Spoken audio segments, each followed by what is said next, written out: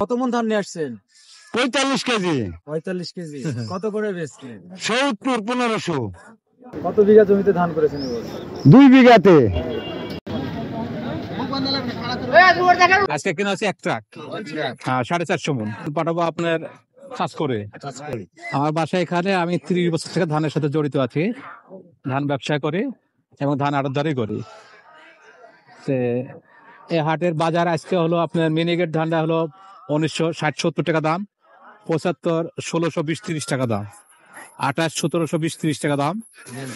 এই তো বাজার আজকে আপনি ওই তো 160-70 বস্তা। এটা আপনার কিনলাম 1900 থেকে 1920-30 টাকা মিনিকেট। আর তুলনামূলক আজকের বাজার কম না বেশি? কম। কেন কম হওয়ার কারণটা কি? মানে আপনি এখন তো শেষ সময়, আর পাটি তো ধরেন যে পাটি কম, তারপরে চাউলের বাজার কম, তো ধানের বাজার সাথে মিল খাচ্ছেন আর কি। কত মন ধান নিয়ে আসছেন? 12 মন। 1900। এটা যাবে হচ্ছে নাটোর জেলা গুরদাসপুর থানা চাষকোর।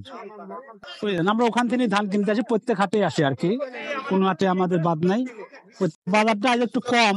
কত করে ধানগুলো ক্রয় করেছেন আপনারা? এই ধানগুলো ক্রয় করছি হচ্ছে 75 ধান, তো ওই ধানগুলো ক্রয় করছি হচ্ছে গত হাটে কিনছিলাম 1650 টাকা, আজ কিনলাম হচ্ছে 1610-20 এর মধ্যে আজকে কেনা হয়। হাটের তুলনামূলক আজকের বাজারটা 50 টাকা মনে কম, 50 টাকা মনে কম। সরকারি একটু একটা চাপ সৃষ্টি হচ্ছে চাইলের, এই জন্য হয়তো ধানের বাজারটা একটু কমের দেবে। ভাই আসলে আমরা লেবার, ঠিক আছে, কি আমাদের আসলে চুক্তির কাজ।